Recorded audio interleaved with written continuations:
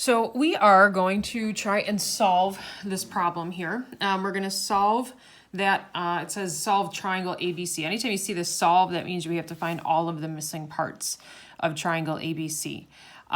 We want to keep in mind, if you can have two different triangles, then that means you have a whole bunch of parts that you got to find for each triangle given.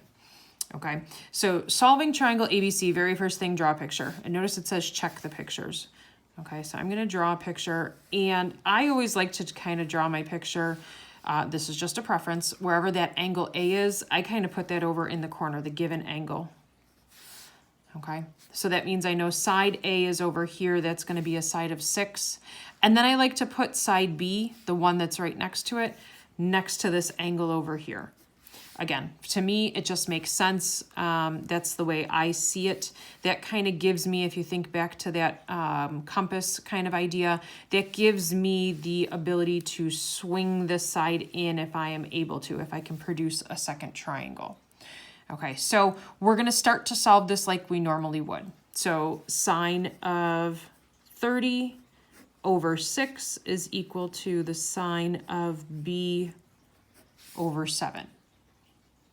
Okay, and cross multiply, so I have 7 sine 30 equals 6 times the sine of b. Okay, and I'm going to divide through by the sine of 6, or I'm sorry, by 6, and that's going to get me the sine of b. And I can enter that all right into my calculator. So 7 sine 30 divided by 6. Now keep in mind I'm looking for b, so I have to do the inverse sine. So I'm going to get the measure of angle b out of this when I plug this all in. So in my calculator, we are going to go to, we're going to have 7 times the sine of 30. And we're going to divide that whole thing by 6. 7 sine of 30. So that's going to give us the decimal. Now we have to take this and we have to do the inverse sine, because remember we were looking for sine of b. That's what this whole value equals. So I have to do the inverse sine of that answer. And that's going to get me angle B to be about 35.685 degrees. Okay, so that's angle B over here. I can find measure of angle C by just doing 180 minus the 3 angles that we know. So the one that we just found, the one that was given. And so I'm going to do 180 minus my answer, minus the one that was given. And we should have angle C being 114.31. So we know the measure of angle C is equal to about 114.31. Now keep in mind, we're just solving right now. We're just trying to see all of the measurements that we get. So we're just treating this like a basic triangle, nothing huge. So I have 114 here. We know that this is going to be about 35.685. And now the only other thing that we need to do is solve for side C.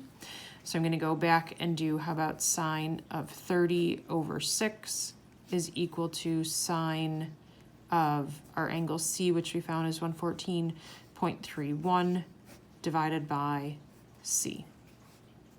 Okay, so we're going to cross multiply.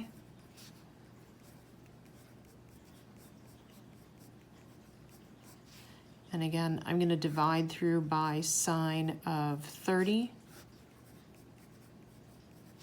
And then we can find measure of angle C. And again, we can type this all in our calculator. So I'm going to have here 6 times the sine of 114.31. And I'm going to divide that by the sine of 30. Okay, and that's going to give us our side. I said measure of angle C. Sorry, that should just be side C. That's what we were looking for. Side C should be about 10.936 once we round. Okay, so that's our first triangle. Now, if we could have a second triangle, we need to check, and that's why we're saying check the pictures. So back when we talked about the ambiguous case, we had talked about how I could perhaps get this isosceles triangle idea to be working. So keep in mind, here's my angle A that's fixed, that's not moving. Here's my side B, not moving. Remember, we solved for C, so this one can change. We were given this length over here. Now, if I could create a second triangle, that means I should be able to move this in, let's say, to here, okay? So that means I should be able to put B maybe over to here. So if this is 6, keeping in mind this should be the same length, and we talked about that whole isosceles triangle idea. So we originally solved B, and we knew that B was about 35.685. Okay, so if it's an isosceles triangle, that means this should be about 35.685. So keep in mind, the new triangle I'm trying to solve for is this one right here. I want this guy, which means I need to find this angle. Okay, back to our days of geometry, they were linear pair, supplementary. So if I did 180 minus the 35.685, okay, so we got 180 minus 35.685, we're going to get about 144.315. So that's how big this angle is here.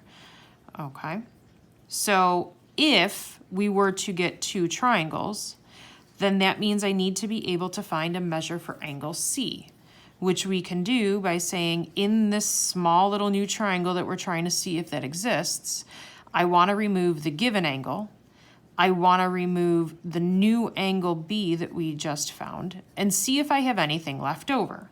So if I have 180 minus 30 minus the angle that we found, we get about 5.685. That's small, that's okay, it's still there.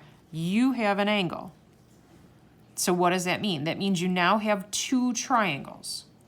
That's okay. Let's say we did this and I didn't have a value or I had a negative number. Well, then that means you only have one triangle and then you would stop. Okay, I have information, so that tells me I actually do have a second triangle. So this little guy here is the second triangle that we're trying to solve for. Okay, so let me kind of give us some information. Let's do a little picture over here so I can see what we have and what we need. So we were given this was 30. We just found that this angle was 144.315.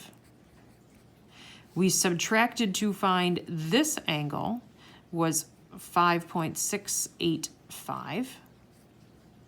And we already had that given side of 7 and that given side of 6. So the very last thing we need to find is this side C down here. So one more law of sines.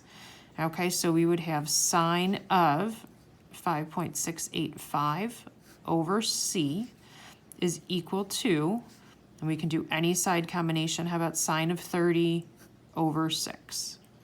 Okay, so we'll cross multiply. I have C times sine 30. And over here I have 6 times sine 5.685. Divide by my sine of 30.